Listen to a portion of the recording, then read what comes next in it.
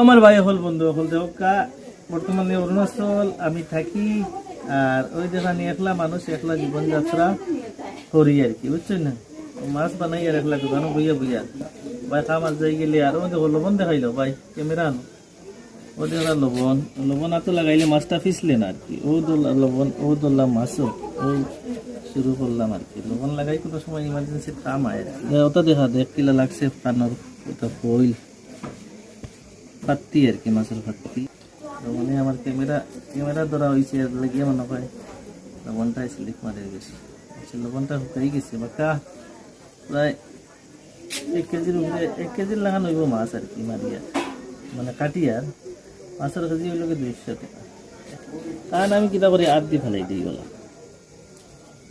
দেখলাম কানটা ফেলাই দিলাম আট দি দেখলাম তার ফেটটা বার করে লইলাম, ঠিক আছে।